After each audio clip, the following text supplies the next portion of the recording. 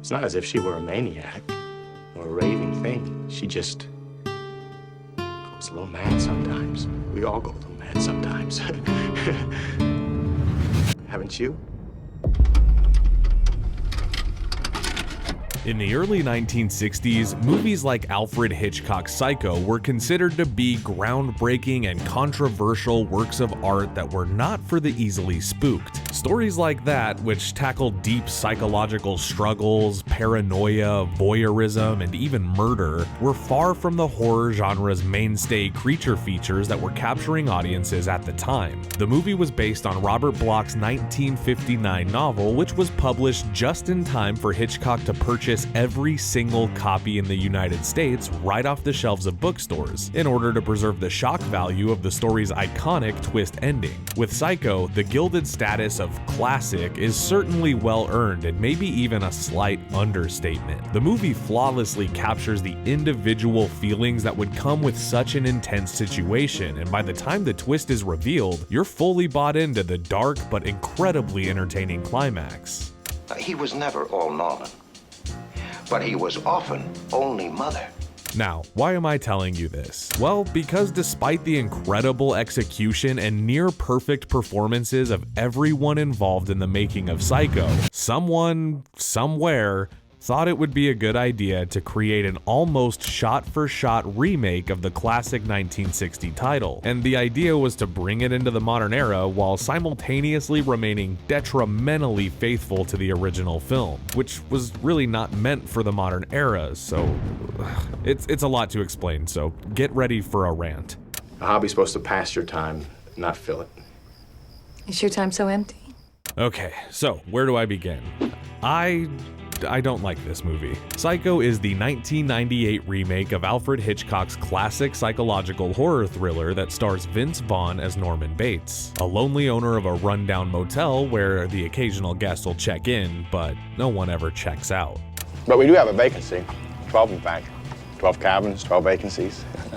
When Marion Crane, the initial protagonist, steals nearly $500,000 from her boss, she hits the road to avoid the heat. When Marion stops for the night at the Bates Motel, she'll be quickly dispatched, and the cops, clever private detectives, and her family join the search to find her. All the while, Norman must protect himself from the feds finding out his deadly secret.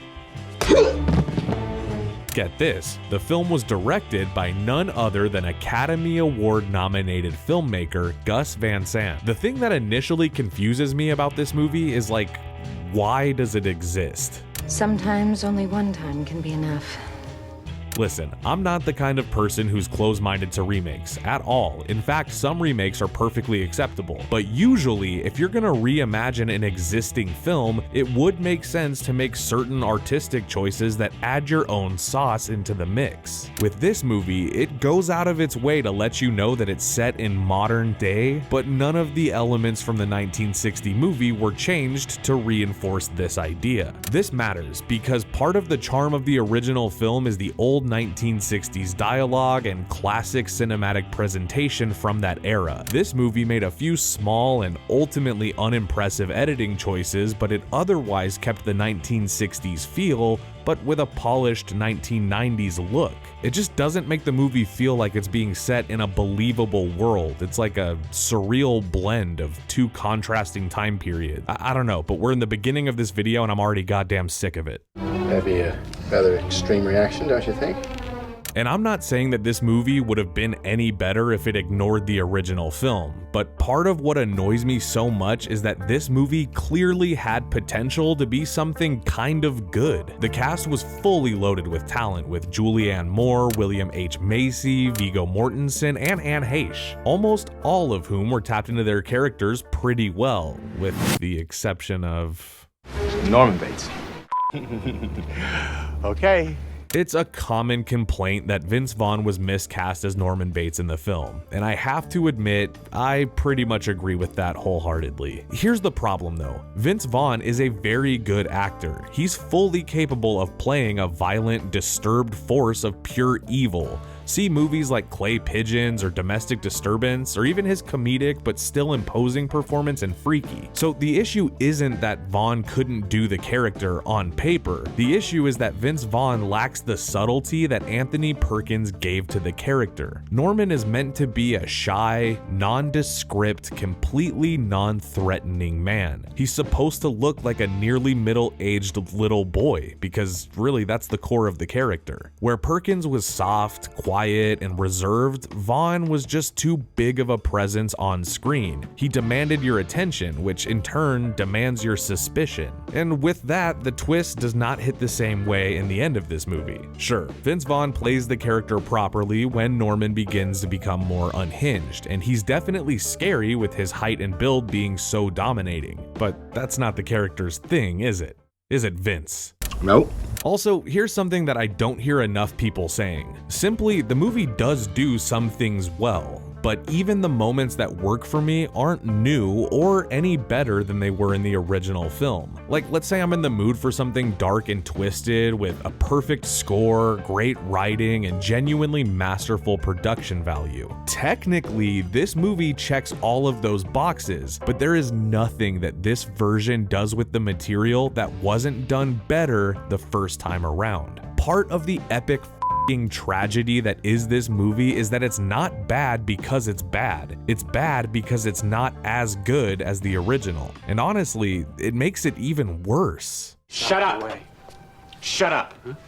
It's not a slur on your manhood. I'm sorry. Okay, here's what you all need to know about why this movie pisses me off so much. Do you remember the iconic Janet Leigh shower kill in Psycho? Of course you do. But do you remember the first time you saw it? Or better yet, do you remember the second time you saw it after knowing the movie's twist? It was good. It was edited well, it was as tasteful as it could be for such a gruesome scene, and most importantly, it was completely shocking.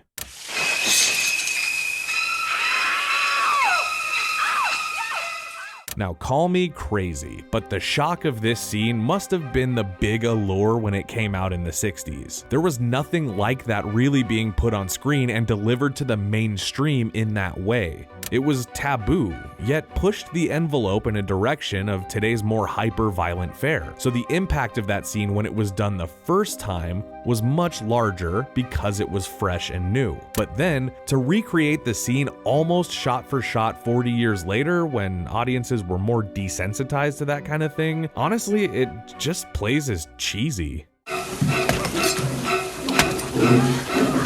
Also, I hate this, but one of the few changes made in the movie are these random images that flash in and out of the frame during the kills. I think it's obviously supposed to represent Norman's illness and his lack of clarity during his crimes, but it just looks so damn silly. The edgy, abstract thing, it might have worked for Donnie Darko, but this is not that kind of story, and it really cheapens what was already a risky scene to try to recreate. It just should have been updated to something shocking for the new era. And that same point also applies to the absolutely disgusting scene of Norman spying on Marion in her hotel moments before he kills her. In the original movie, it's still clear that Norman is running his little voyeuristic jerk-off booth in his office, and it's still stomach-wrenching to imagine, but at least we don't have to hear Vince Vaughn's heavy breathing and smacking sounds of his Now, I've been pretty hard on this movie so far, but there are like a handful of things that work for me. I liked this camera movement from the opening scene, and I liked this interaction between Vince Vaughn and William H. Macy, and I love the look of this shot right here because I think it perfectly captures why the f this movie should not have been made shot for shot. We all go a little mad sometimes. Now, if you aren't familiar with the twist of the movie, there's actually kind of two of them. There's a scene where Marion's sister is out looking for her and she goes to the police. Now, the whole movie, we've been hearing Norman talk to his mother, and we've seen her shadow in the window. But it's here where we find out that Norman's mother has been dead for like a decade. The fake out of this movie makes us think that Norman's mother is actually still alive and he's hiding her in the house to protect character. That fake out makes the impending reveal much more heightened when we learn that Norman has actually taxidermy stuffed his mother's corpse and has a dual personality, with half of him being Norman and the other half being his own mother. I got the whole story, but not from Norman. I got it from his mother. In the original film, it's quite a twist, and it makes you feel that empty pit in your stomach as the title of the movie suddenly makes perfect sense. But once again, this movie failed to deliver on the subtle elements that season the audience so that we're good and ready to be surprised by the twist. Instead, when the reveal happens, it just feels empty. Like anybody would have expected this version of Norman Bates to be a fucking weirdo, so it's really not that shocking. Am I saying something frightening? I don't know what you're saying. I'm talking about your mother, about your motel. Look, at the end of the day, I really just had one question after seeing this movie again, and that question is, why? Why did they remake this movie? Why did they want Vince Vaughn for the role? Why was it set in '98 if you were going to be completely faithful to the 1960s continuity?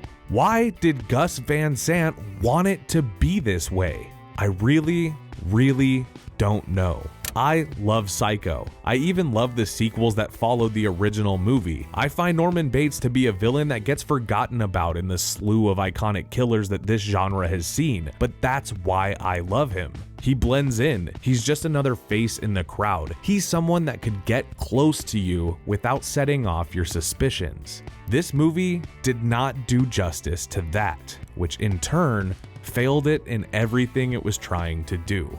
3 out of 10. This movie is definitely worse than you remember. They'll say, why, she wouldn't even harm a fly.